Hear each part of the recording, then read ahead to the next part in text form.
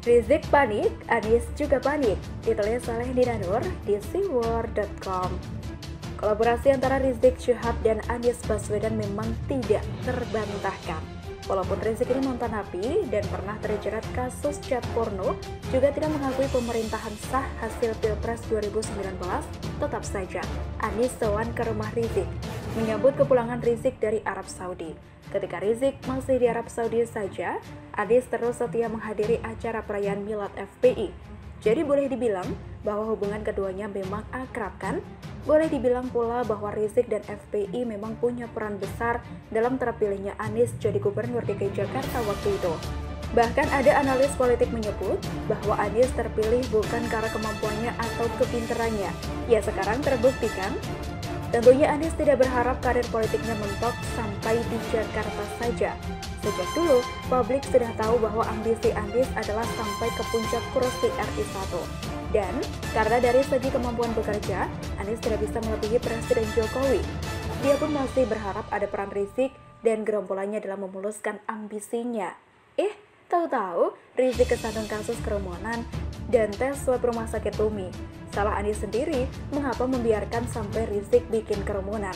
Coba dari awal dibikin strategi yang tidak bakal kena proses hukum. Kita tidak pernah tahu apa yang mereka bicarakan di balik layar. Mungkin mentang-mentang sahibnya Rizik merasa seperti Ratna Sarumpait dulu tuh, yang ketika mobilnya diderek terus telepon Anies, jadi sembarangan saja. Dikira Anies bisa pasang badan, ternyata akhirnya Rizik dijadikan tersangka. Tulisan saya terakhir soal Rizik sudah memaparkan betapa paniknya Rizik karena dituntut 6 tahun penjara oleh jaksa. Nah, bukan hanya Rizik yang panik, sahibnya sebenarnya sudah panik duluan sih. Tambah panik lagi ketika Rizik jadi panik. Kepanikan yang menular dan membesar. Mungkin tiba-tiba terbayang oleh Anies bagaimana cara dia bisa nyapres dan menang tanpa bantuan Rizik. Oleh sebab itu, kita pun menyaksikan berbagai upaya diambil oleh Anies yang tampaknya untuk mencari opsi lain selain Rizik dan gerombolannya. Anies pun berkunjung ke Jawa Tengah dan Jawa Timur, ikut panen padi di sana, berkunjung ke makam dan menginap di rumah ulama, serta bertemu dengan beberapa kepala daerah, khususnya yang diusung oleh Partai Demokrat. Lalu disusul dengan pertemuannya dengan AHY, Ketum Demokrat. Tentu saja AHY mau diajak ketemuan sama Anies, karena AHY punya kepentingan politik sendiri dan sekalian mendongkrak namanya agar terus disebut dalam jajaran Capres 2024. Padahal, situasi pandemi COVID di Jakarta sedang memerlukan perhatian besar, seperti yang sudah diinstruksikan oleh Presiden Jokowi ke semua kepala daerah agar menangani pandemi dengan sebaik-baiknya di masing-masing daerah. Waktu itu klaster kantor sudah naik dan menjelang Lebaran.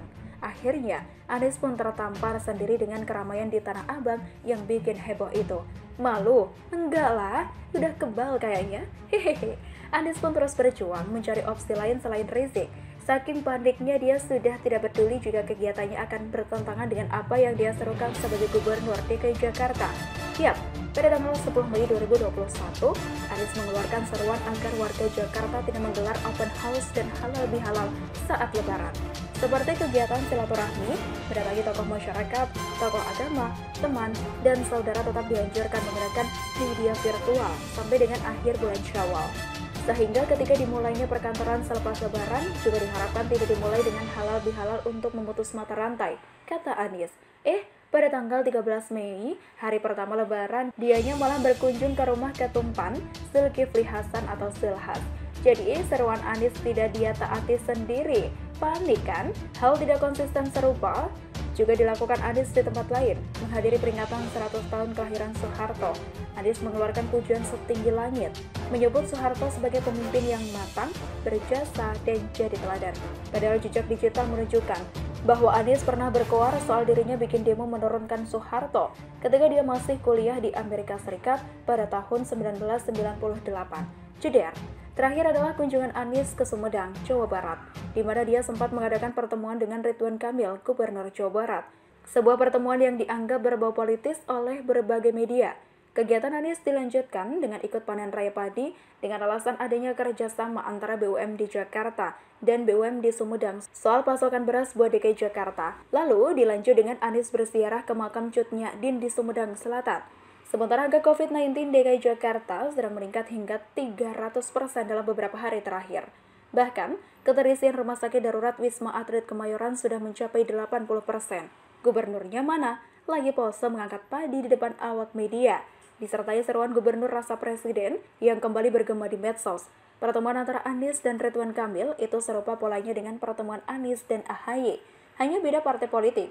RK juga sama-sama mencoba peruntungannya untuk tetap berada dalam jajaran Capres 2024. Samalah dengan AHY, cuma AHY kan sudah punya partai sendiri. Dan ke semua pola kegiatan Anies ini serupa dengan pola kepanikan Rizik. Seperti yang sudah saya bahas di tulisan sebelumnya, Rizik menyerang banyak pihak yang entah apa relevansinya dengan kasus hukumnya itu. Nama Ahok, Joko Chandra, Erlangga Hartarto, hingga Dias Hendro Priyono pun disebut. Gelagapan, kayak orang mau tenggelam. Pola serupa juga dilakukan Anies, semua digapai. Demokrat, AHY, PAN, Zulhas, RK, petani, pengendara sepeda elit, makam ulama di Ponorogo, makam Cut Nyadin di Sumedang, dan sebagainya. Namun kerjaan utamanya sebagai gubernur nampak dilakukan begitu saja. Panik selalu dari kura-kura. Jokowi soal keluhan pungli dan premanisme. Sekali bersuara, banyak yang langsung terciduk. Ditulis oleh Sardi di siwar.com.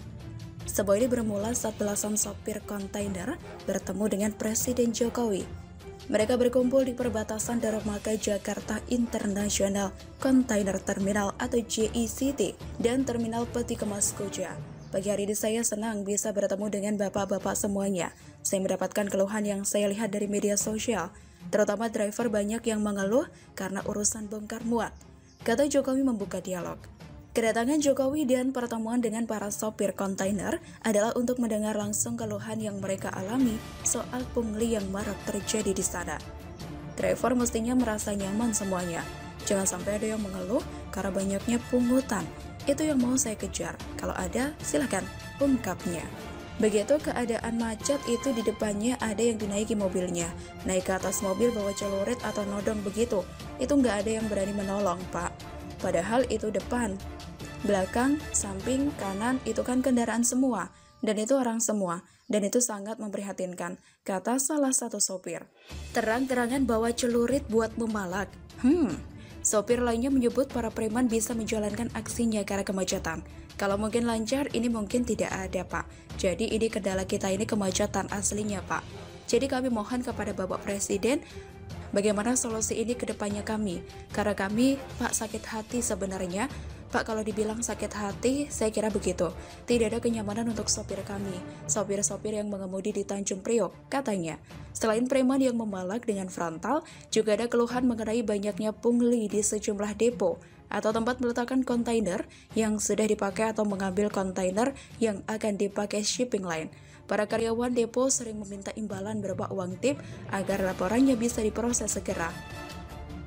Mendengar keluhan tersebut, Jokowi langsung perintahkan Kapolri untuk selesaikan masalah ini segera. Dalam waktu singkat, polisi menangkap sebanyak 49 orang terlibat. Mereka diduga meminta atau memalak sopir kontainer sebesar 10 hingga 20 ribu rupiah. Selain itu, polisi juga menangkap 7 karyawan yang merupakan operator bongkar muat. Tidak lama kemudian, 1 orang ditangkap, yang merupakan koordinator dari 7 orang tadi. Orang ini adalah karyawan outsourcing dari PT MTI. Mereka lakukan pungli dengan modus meletakkan kantong plastik atau botol mineral. Dalam sehari mereka bisa dapatkan uang sebesar 100 hingga 150 ribu rupiah. Selain itu, polisi juga meletakkan operasi tangkap tangan atau OTT di daerah Jakarta Barat. Hasilnya, mereka menangkap 22 orang preman yang diduga terlibat melakukan pungli terhadap supir truk yang melintas di Jakarta Barat. Omongan Pak Jokowi ternyata sakti. Begitu laporkan keluhan, langsung ditindaklanjuti dan para preman diciduk.